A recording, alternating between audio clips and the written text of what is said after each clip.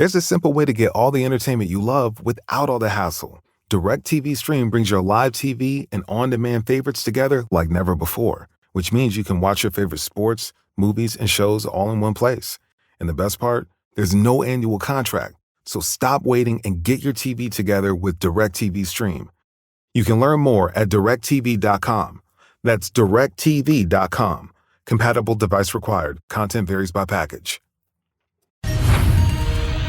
Happening now, breaking news. Stunning new revelations about the top U.S. general's secret action to limit then-President Trump's ability to launch nuclear weapons.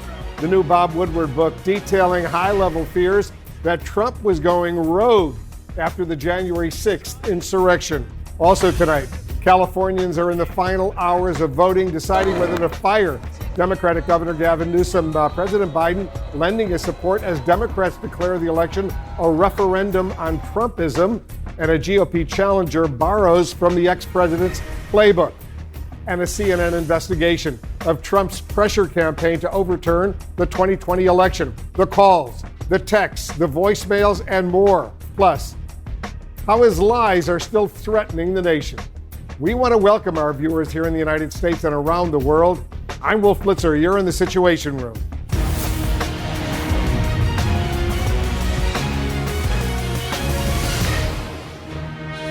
This is CNN Breaking News. Let's get straight to the breaking news. We're following truly stunning new revelations of very deep concern at the highest levels inside the Pentagon over former President Trump and his erratic behavior during his final weeks in office. They come in a new book by journalists Bob Woodward and Robert Costa, who report that the top U.S. general took apparently unprecedented action to limit Trump's ability to order a military strike. CNN special correspondent Jamie Gangel is joining us now. She's got details of what was going on. Jamie, the Joint Chiefs Chairman, General Milley, he was very concerned. He wanted to safeguard the nation's nuclear arsenal. He wanted to safeguard the military from what he feared would be Trump's actions. Correct. These were precautions that the chairman of the Joint Chiefs were taking. Just to set the stage, it's January 8th. It's 2 days after the assault on the Capitol. He is worried, Woodward and Costa write, that Milley believed that Trump was unstable, unpredictable, and according to Woodward and Costa's book, Milley believed he was in serious mental decline. Nancy Pelosi calls him, we know, on January 8th, the Speaker of the House.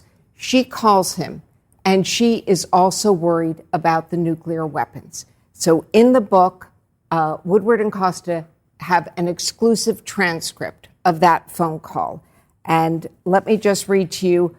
Pelosi says to Milley, this situation of this unhinged president could not be more dangerous. Milley reassures her, I can guarantee you can take it to the bank that the nuclear triggers are secure and we're not going to allow anything crazy, illegal, immoral, or unethical to happen. Pelosi says, and how are you going to do that?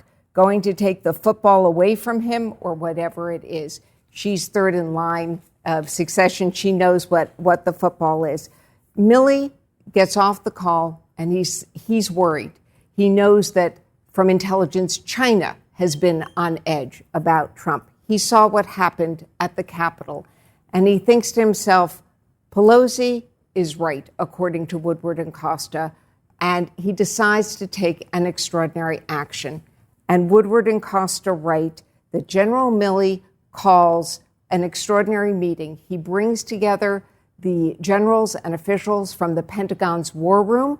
He calls them in, and he underscores that they must follow the process. They must follow the procedure. And in peril, Woodward and Costa write, Milley said, quote, if you get calls, no matter who they're from, there's a process here, there's a procedure. No matter what you're told, you do the procedure, you do the process, and I'm part of that procedure. It is unusual. As the chairman of the Joint Chiefs, he is not technically in command, but because of his authority, his respect, and because he was so concerned that President Trump might do something unpredictable, something dangerous. He was making sure every precaution was in place. The book, and you have a copy of it right there, Jamie, the book also details a rather heated conversation that Trump had with the then Defense Secretary Mark Esper. Right. This book is called Peril. Woodward's last book was called Rage. I would tell you that this book could be called Rage 2.0. There are so many behind-the-scenes showdowns with Trump, temper tantrums where he is yelling and screaming at top officials and cabinet members.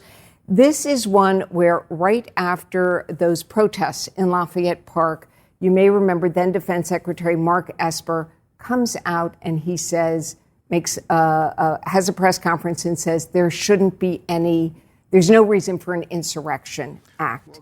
And then he meets with Trump, and according to Woodward and Costa, Trump just starts yelling. And Trump says in the book, quote, "Who do you think you are? You took away my authorities. You're not the president. I'm the goddamn president." And after that, he's not only shouting at Esper, he turns to everyone in the Oval Office, the rest of the team, and we'll try to keep the language clean here, but Trump says, according to the book, quote, "You're all effed up, everybody. You're all effed. Every one of you is effed up." There are so many outbursts like this throughout the book that you understand how in the lead up to when you get to January 8th and Milley's actions and the assault on the Capitol, cabinet officers were concerned. Yeah, they were really, really concerned. Right. Can't wait to read Peril by Bob Woodward and Robert Costa. Excellent reporting, as usual. Thank you so much. Let's get to the California recall right now as the clock ticks toward the first results. Some Republicans are relying on the Trump playbook.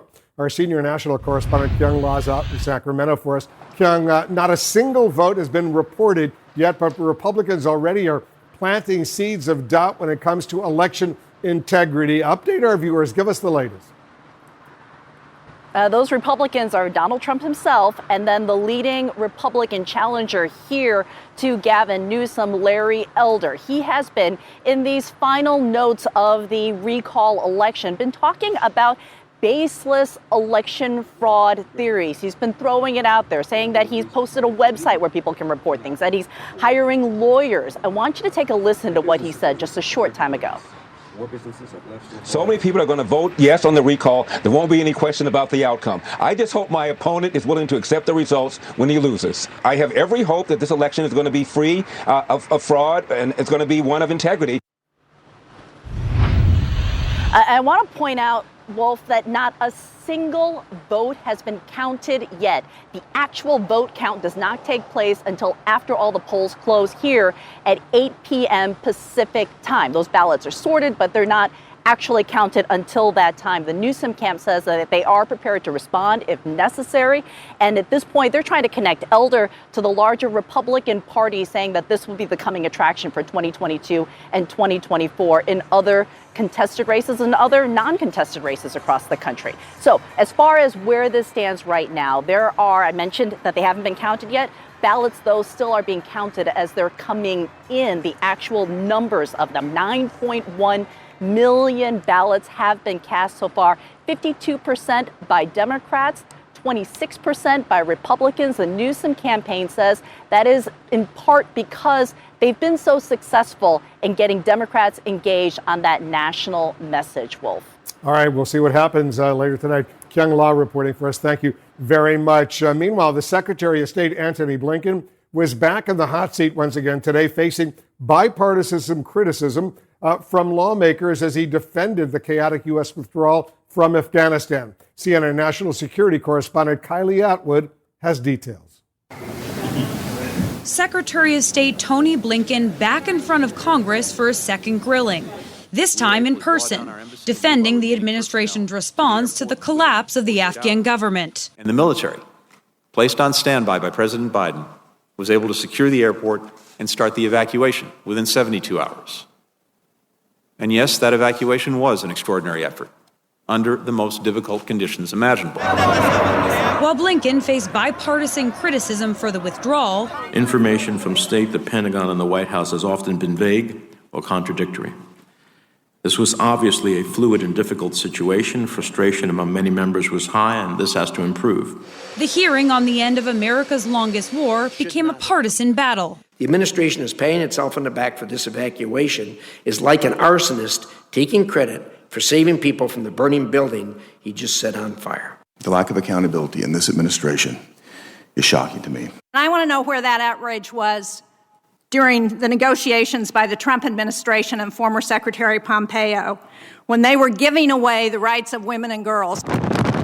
Several lawmakers focused in on the failure of U.S. intelligence to anticipate the possibility of the Taliban taking over the country in just 11 days. We have the wrong people analyzing this. Someone didn't see this. Either someone didn't see this or someone didn't want to see this. You're right that I think we need to look back at all of this because, to your point, we collectively, over 20 years, invested extraordinary amounts in those security forces and in that government.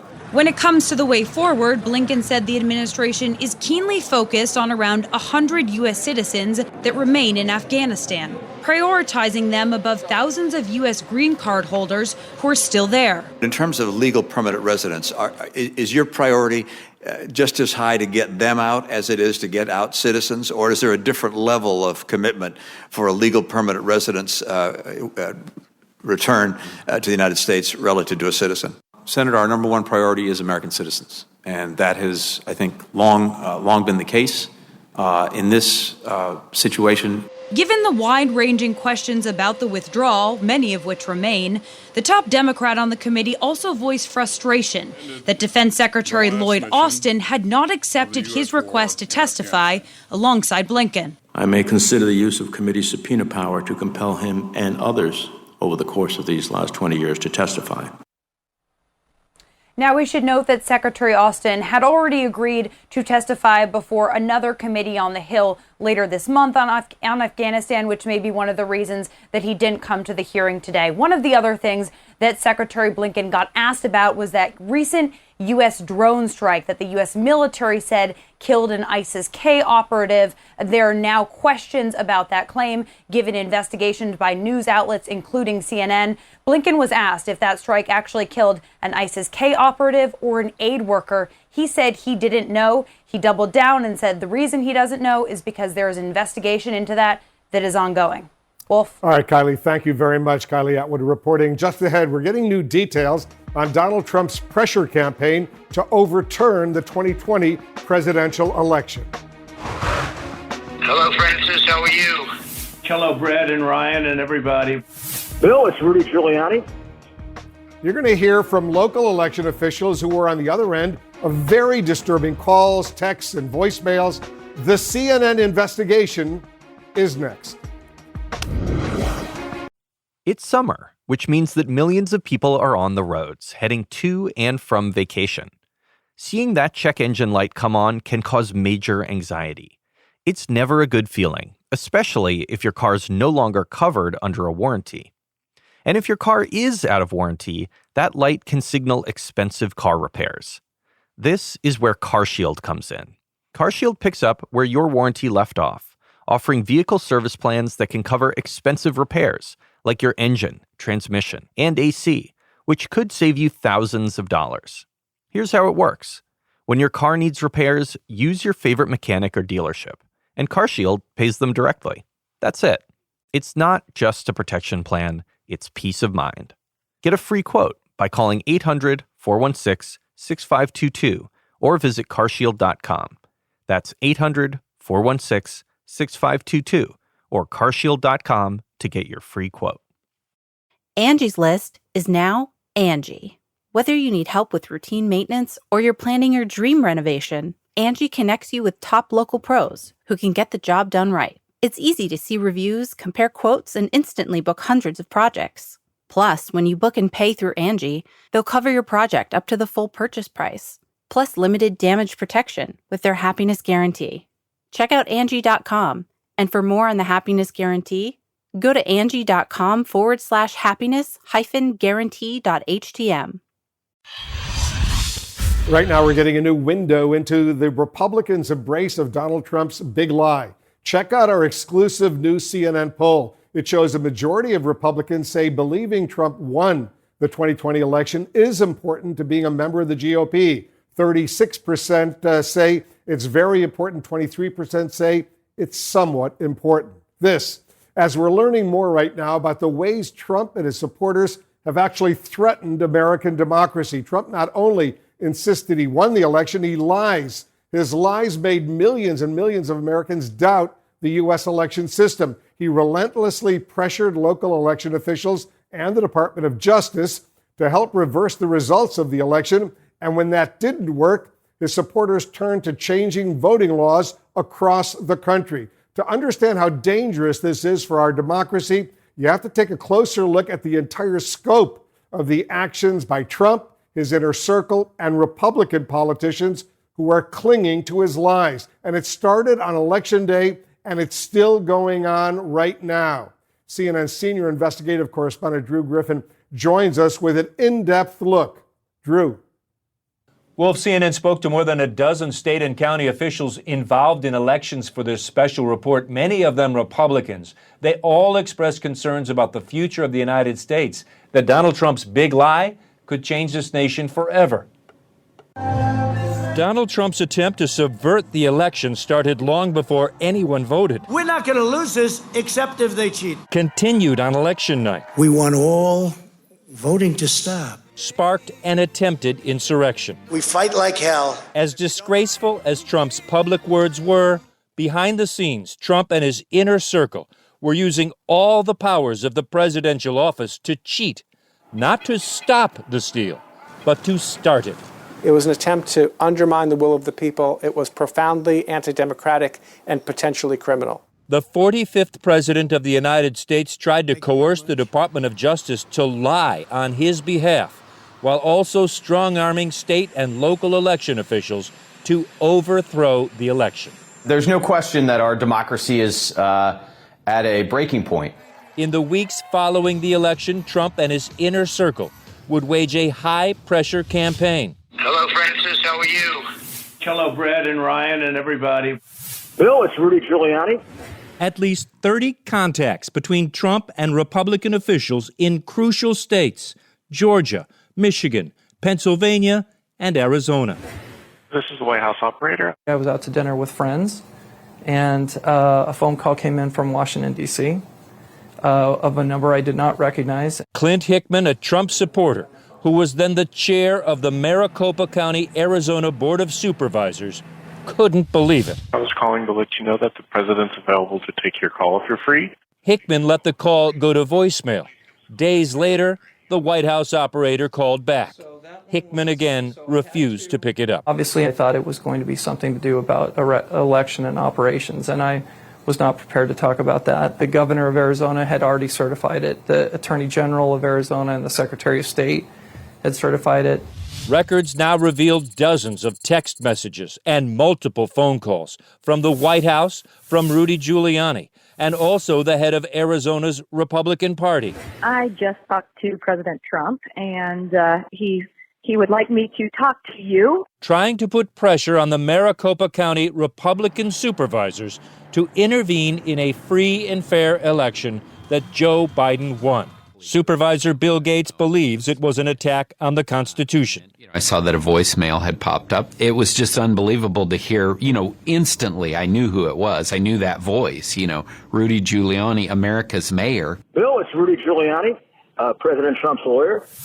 I have a few things I'd like to talk over with you. Maybe we can get this thing fixed up. The Maricopa County Board of Supervisors had just received this subpoena demanding election officials hand over millions of ballots to state Republican politicians who were launching fraud investigations. He wanted to turn over the ballots as soon as possible so that the state Senate could get to work.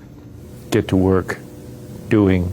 One of the objectives was to get their hands on the ballot before the January 6th hearing in the Capitol. They wanted evidence to support decertifying the election. It's Constitution be damned, really. right. One of the main reasons I became a Republican in the 1980s was I thought the Republican Party was the party of the rule of law, the party of the Constitution. In Michigan, a Wayne County Republican election official voted to certify the election, then changed her mind after a call from Donald Trump. I have provided them with a copy of my affidavit rescinding my vote. In Georgia, Trump not only called the state's top elections investigator, But whatever you can do, Francis. but in what now is being investigated as a possible crime, Trump tried to convince Georgia's Secretary of State, Brad Raffensperger, to change the vote count. And there's nothing wrong with saying that, that you've recalculated. It seems clearer and clearer that Trump was actually trying to steal the election. He was actually trying to create conditions where he would be declared the winner, even though he actually lost the election. It is incredibly dangerous and destabilizing. And perhaps most dangerous of all, President Trump even tried to use the United States Department of Justice to pull off his attempted coup. In the notes of a December 27th phone call now handed over to congressional investigators, Trump told his acting Attorney General, Jeffrey Rosen, and his deputy, Richard Donahue, just say that the election was corrupt, leave the rest to me and our congressman. Both men refused Trump's request, and both have testified before the Senate Judiciary Committee chaired by Senator Dick Durbin. What was the most shocking to you? Just how directly, personally involved the president was, the pressure he was putting on Jeffrey Rosen. It was real, very real, and it was very specific. Trump tried to pressure Rosen to file a lawsuit in the Supreme Court to declare that the Electoral College votes cast cannot be counted. His chief of staff was repeatedly emailing top DOJ officials at least 5 times, asking they investigate conspiracy theories about voter fraud. It's an attempt to use the Department of Justice in order to influence the election that's run at the state and local level. So it's dangerous, it's inappropriate, and it should be unacceptable. And Trump had been secretly working with someone inside the Department of Justice, an official from the Environmental Division named Jeffrey Clark, who was pushing allegations of voter fraud despite all the evidence against it. Clark urged his bosses to sign a letter to Georgia's governor containing a lie. It falsely claimed the Justice Department identified significant concerns that may have impacted the outcome of the election and advised the governor to convene in special session. Acting Attorney General Rosen and the Deputy AG Donahue said no. The country came very close to a coup. It was the violence of the insurrection on January 6th that finally ended Trump's plans to prevent the certification of Joe Biden as president. Yet, with no proof, with no facts, with no evidence at all that fraud played any role in his defeat, Trump has convinced his base of support that the electoral system of the United States is corrupt. Former Republican New Jersey Governor Christine Todd Whitman, who started a group to safeguard U.S. democracy, says this is a threat to the country. Abraham Lincoln said if this government falls, it will fall from within. And we have to remember those things because it could happen. Wolf, one thing that Bill Gates, that Maricopa County supervisor, told me is that if it weren't for Republicans who were willing to risk their careers for standing up for what's right, there might have been a very different outcome. And some of those elections officials are dealing with threats to their very lives. Wolf? All right, Drew, stand by. Our in-depth look at the assault on democracy will continue. That's next. More now on the assault on democracy being fueled by former President Trump's continued lies about a rigged election. Let's discuss with CNN political commentator Michael Smerconish, the host of CNN's Smerconish. Also with us, CNN senior legal analyst Elie Honig. His new book, by the way, is called Hatchet Man, How Bill Barr Broke the Prosecutor's Code and Corrupted the Justice Department. Michael, when you see all of this put together, it becomes much more clear just how much at risk our democracy really was and actually continues to be, doesn't it? You're right. When I watched Drew's report, I have 2 reactions. The first of which is to say that when you look at the full report instead of the component parts, some of which we've heard before, I think it becomes pretty compelling of there having been an orchestration here, haphazard for sure, but that there was this overall plan that was being initiated. The second thought that I have, Wolf, is that there's a quote from a Matthew Masterson in that lengthy piece. Read it online. A Department of Homeland Security official who speaks about the exodus of local officials. This is the same concern that I have about school boards in the midst of the pandemic, that there are people out there providing a public or community service. They're working for very little wages. Heretofore, they've been faceless, they've been nameless, and all of a sudden, you listen to those voicemails. They are subject to such vitriol and hatred and death threats. It makes me worry that there's going to be further exodus from those jobs and that partisans will fill them. So this is not something at a macro level. This is not just former President Trump and members of Congress. No, we need to be concerned in each of our respective communities about the fallout from this. You know, and Ellie, it wasn't just the former president peddling unsubstantiated claims of voter fraud. It was at least one very high-ranking official within the Justice Department who was supposed to try to prevent this kind of thing from even happening, right? Exactly, Wolf. And one of those high-ranking Justice Department officials, Jeffrey Clark, he's a real villain in this story. I mean, Michael used the term orchestration. He was Donald Trump's tool in the Justice Department. And what Jeffrey Clark did is the exact opposite of what the Justice Department ought to be about, which is truth and integrity and independence. Jeffrey Clark tried to get the Justice Department to send out a fraudulent letter saying to the state of Georgia and other states, we have identified significant concerns that impact the outcome of the election. That's a lie. That's a fraud. There is no evidence for that. Now, thankfully, other officials at DOJ refused to go along. But if Jeffrey Clark had gotten his way, it would have turned things really ugly. It would have thrown us into absolute chaos. You're absolutely right. You know, Michael, Trump has convinced his supporters that voter fraud remains a threat to this country. Are Republicans in power doing enough right now to make sure the wounds he has inflicted are healed? Well, hell no. Absolutely not. They haven't, and they're afraid to step out on this issue. I think the vast majority of them, the office holders, know that these charges of a theft are bogus, but they're scared to death of the base where your membership in the party demands fealty to the former president. Michael Smerconish, thank you very much. Ellie Honig, thanks to you as well. And to our viewers, be sure to join Michael for his show Smerconish every Saturday morning at 9 a.m. Eastern, only here on CNN. Across the country, election officials have been threatened and harassed just for doing their jobs because of Donald Trump's lies. You rigged my election, you piece of. We're going to try you, and we're going to hang you. This podcast is brought to you by 912, a podcast from Wondery, Amazon Music, and Pineapple Street Studios. In their final report, the 9/11 Commission declared that of all the mistakes the U.S. made prior to the terrorist attacks, the biggest was, above all, a failure of imagination. Which is why, in a story that's never been told, the Department of Defense and the CIA turned to a secret brain trust of Hollywood's most famous writers and directors to help prevent it from happening again. This is just one of the stories in the new podcast series 912. In each episode, host Dan Taberski tells the stories of characters whose lives would never be the same after September 11th. And through them, we begin to realize that there are new lessons to be learned. And we might just have enough distance now from 9/11 to make sense of some of the things we couldn't understand before.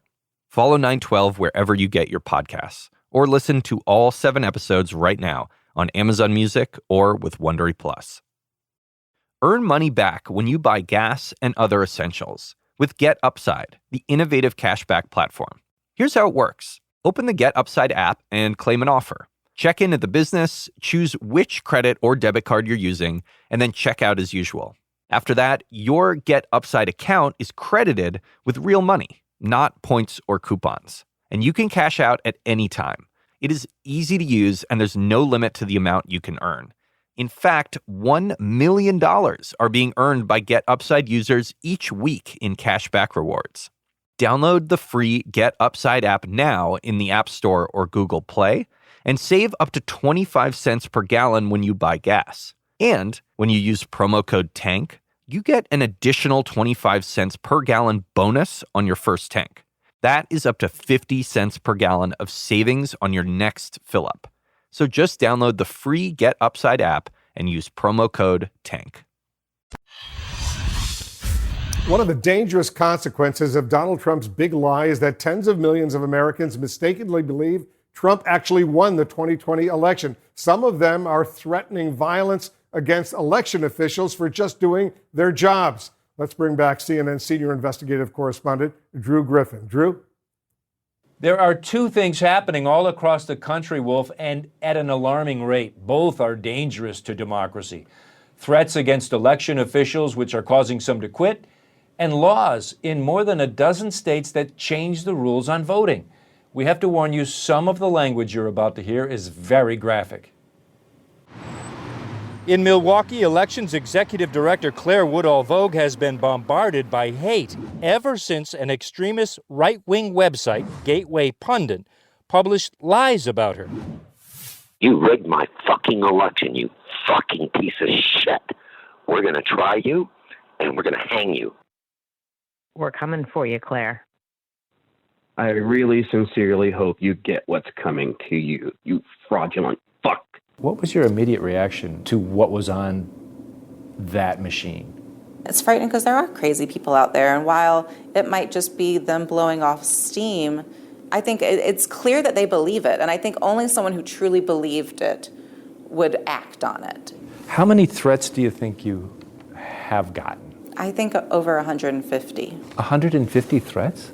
Yes, I received a letter, very colorful language to my home, which did make me very frightened in that I have a 3-month-old and a 4-year-old to think about, and all because I did my job and made sure that all of the city of Milwaukee's ballots were counted. What did that letter say? Am I allowed to tell you the swear words on camera? Sure. It said, "You are a fraudulent." A lot of the emails called me a bitch, a whore. The common thread was that no one also has any respect for women in the world. What happened in Milwaukee is happening all across the country. In Phoenix, Republican Bill Gates and his fellow county supervisors face their own threats every single day. Just last Friday, my colleagues and I all were treated to a orange jumpsuit that a gentleman sent to us and, declared that we will end up in jail someday because we are traitors in the minds of these people. This could lead to a damaging loss of experienced professionals who know how to conduct elections. A report from the Brennan Center for Justice found 1 in 3 election officials feel unsafe because of their job. Matt Masterson was the lead cybersecurity advisor for the Department of Homeland Security in the 2020 election and says it's all creating an alarming situation. Local election officials are going to leave. And then that opens the door to adding less professional, more political actors into the election space, which again is incredibly dangerous. Woodall-Vogue says she's staying, but she closed the elections office until she can beef up security. And so it made me really concerned how powerful conspiracy theories have become, that my job would become dangerous, that election administrators now in our very well-established democracy has lots of checks and balances is now a dangerous profession. The danger isn't just the obvious threat of violence, but the threat to democracy. Experts say Donald Trump and his Republican allies have injected enough doubt into the election process to threaten its stability. It's going to be a self-fulfilling prophecy. He is undermining the system in a way that is going to cause the system to deteriorate. Some Republicans are also undermining the system with new, unnecessary legislation. Across the United States, Republican state lawmakers are passing law after law aimed at fixing a problem that does not exist: mass voter fraud. This bill, I'll say it one more time, will make it easier to vote and harder to cheat in Pennsylvania. Easy to vote and hard to cheat. In Arizona, we want to make it easy to vote, but hard to cheat. At least 18 states have enacted 31 laws with new restrictions on voting methods since the beginning of the year. The most concerning are being called election subversion laws, impacting how elections are run and who's in charge. They didn't like the fact that they lost those states. And so now they're rewriting the rules for the future, but they're doing it in a way that will make it extremely problematic because they make it very partisan. Former New Jersey Governor Christine Todd Whitman, a Republican, is part of a group working to safeguard U.S. democracy. What you have with local officials, secretaries of states, and others are people who are trained to oversee elections. That's their job, to do that.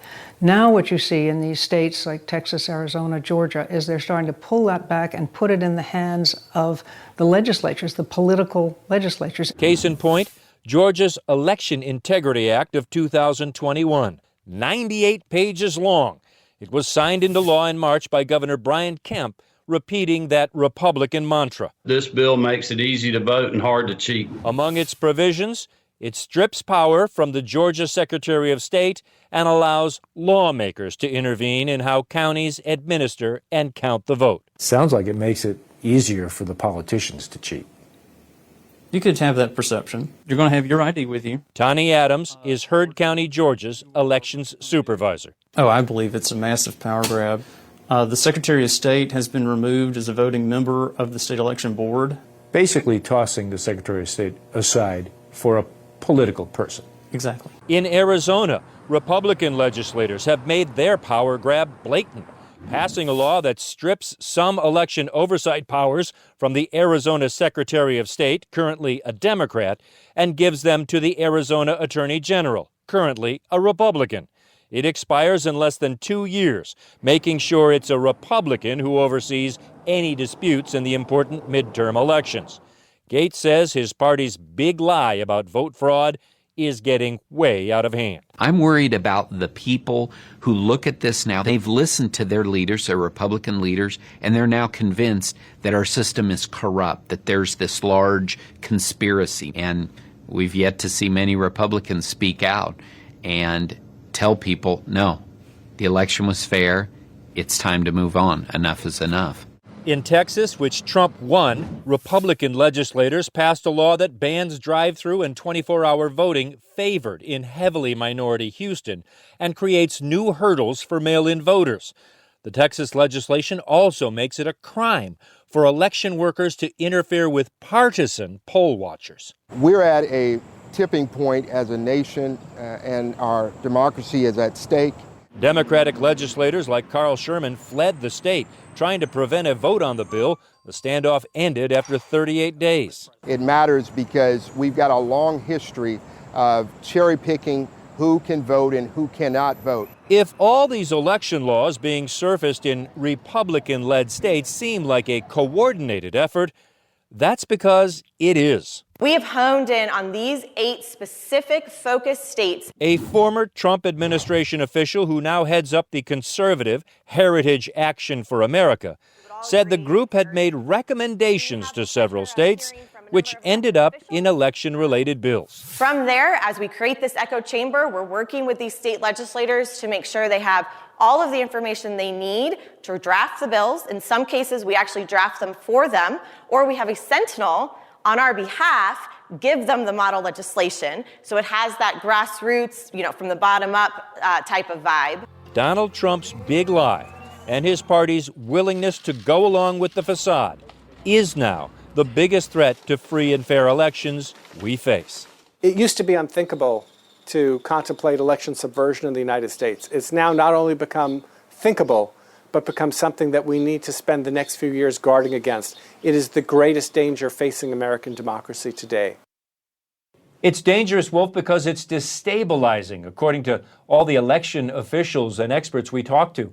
A democracy depends on the losers agreeing that the election was conducted in a fair way and agreeing to fight another day. If you don't have that acceptance, you really don't have a democracy. And right now, with Donald Trump and his followers, we do not have that. Wolf?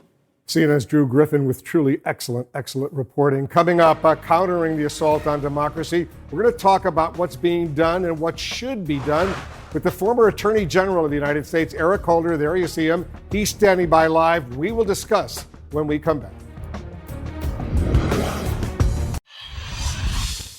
More now in the ongoing lies about election fraud and the growing concern they're undermining American democracy. Let's discuss that and more with the former Attorney General of the United States, Eric Holder. He's now the chairman of the National Democratic Redistricting Committee. Attorney General, thank you so much for joining us. Voter fraud claims, voting restrictions. One election expert told CNN's Drew Griffin, you just heard, that this trend is, quote, the greatest danger facing American democracy today. Do you agree? Yeah, I do. I think the things that you're seeing around the country with regard to voter suppression is really subverting our democracy. The fight that we have now as Americans is not really over a particular issue. You know, we can talk about infrastructure and how big a bill should be. That is not really the primary thing that we should be concerned about as Americans. Our democracy is at stake. The Republicans have made a determination that they want to hold on to power and do everything they can to hold on to power. And if it means subverting our democracy, making us a less democratic nation, they're okay with that. And we see this being repeated in state after state with the passage of these bills in state after state. It's something that we all need to recognize and we all need to fight. The refrain from Republicans, and you heard it, is that these new voting laws make it, quote, easy to vote but hard to cheat. What impact do you think these laws that are now in place in places like Texas and Georgia, for example, will have on voters, particularly voters of color? Yeah, well, they'll have a disproportionately negative impact on people of color.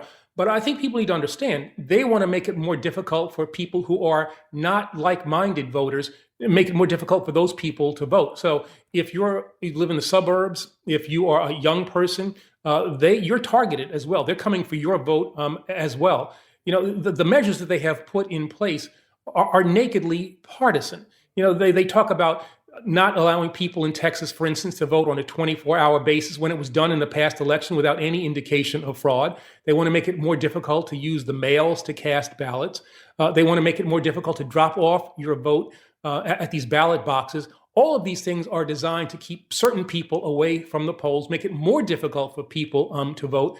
And this is all in the face of no indication that there is any widespread voter fraud. The Brennan Center has done a study and said you're more likely to be hit by lightning than to cast an in-person fraudulent ballot. So these are measures that they're taking that are for a problem that really does not exist. So many Republicans are building on former President Trump's big lie. If politicians cry foul in future elections, how worried are you, Attorney General, about laws transferring power away from election officials and putting that power into the hands of partisan lawmakers? That is really one of the most frightening parts of these laws. This notion that you take these career, really people who we really didn't know, career people who are just trying to do a good job. They're Republicans, they're Democrats, they're conservatives, they're progressives. They really just want to get the job done, these election officials. Replacing them in those important jobs with people who have political agendas really is something that will undermine confidence that we have in elections. In addition, these political people might actually take steps to reverse the will of the people. I really wonder if we had these laws in effect, and if we had these political people in charge in a variety of states around the country, with the challenges that the Trump campaign tried to raise, would we have seen the same result in Georgia? Would we have seen the same result in Arizona? That should be something that we are all concerned about. Yeah, certainly concerning indeed. Democratic Senator Joe Manchin of West Virginia is co-sponsoring a revised voting rights bill called the Freedom to Vote Act. Does this, do you believe, does this still go far enough in your view? Doesn't this still come up against potentially the filibuster, which would require 60 votes in the Senate? Yeah, I think the Freedom to Vote Act is a good piece of legislation. It deals with the problem of partisan gerrymandering. It deals with these problems that we're talking about now, about these voter suppression tactics, and also comes up with ways in which you try to keep dark money out of the system. So it's a really good piece of legislation. I think that ultimately it's going to come down to, is the Senate ready to discard this Senate procedure, the filibuster? And I think the determination that senators have to make, Democratic senators have to make, is do you want to stand on the side of democracy, or do you want to stand on the side of an arcane Senate procedure that has been used in the past to frustrate civil rights legislation? What we're now considering in this new act that Senator Manchin has introduced is really a great piece of civil rights legislation. Are we going to let the filibuster yet again be used to deny the people of this country the ability to get a good civil rights bill that will protect our democracy and make voting more fair for all of our citizens? But are you concerned, Attorney General, that if the Democrats are the minority in the Senate, the Republicans the majority, they could ram through a lot of legislation strictly with a majority vote that the Democrats wouldn't have that filibuster? Yeah, the threat is so immediate. Our democracy is at so much risk right now that we have to deal with that problem right now. And that means passing this bill. That means doing away with or modifying the filibuster. And what happens in the future, we'll have to deal with it as it comes. Yeah, there is potentially, I suppose, some risk, but the risk to our democracy that exists right now requires a solution that must be found, that must be passed right now. Did you ever think, Attorney General, that the United States of America would be back in this place with so many fighting tooth and nail against these voting restrictions? Like many people, I perhaps got a little complacent and thought that America was a fundamentally different nation, that our democracy was so enshrined in the concept of who we are as a nation that it would never really be at risk. And the reality is that our democracy really is now at risk. And now that takes me back to the 20th century, and I think about what those democracies that were lost in the the early part of the 20th century, where democracy was not adequately defended and their authoritarian regimes rose. And it wasn't because democracy was unpopular. Democracy was strong, but the reality is the defense of democracy was weak, and we cannot allow that to happen in this country. We came very close in this last election to having a coup. That is, in essence, what was going on there. And you look at everything from before the November election all the way up through January the 6th, and after that, it was all part of a process designed to somehow come up with a way in which the minority would win an election that they lost at the polls. All right, former Attorney General Eric Holder, thanks so much for joining us. A critically important issue indeed. And to our viewers, thanks for watching. Aaron Burnett Out Front starts right now. The film The Bonfire of the Vanities had it all. Dynamic director, killer cast. It was supposed to be a phenomenon, but ended in disaster. Now, hear the cautionary tale about one of Hollywood's biggest flops. Listen to a new season of The Plot Thickens, The Devil's Candy, a podcast from TCM. Hosted by me, Ben Mankiewicz, and author Julie Solomon. Follow for free on Apple Podcasts and visit tcm.com/podcast to learn more.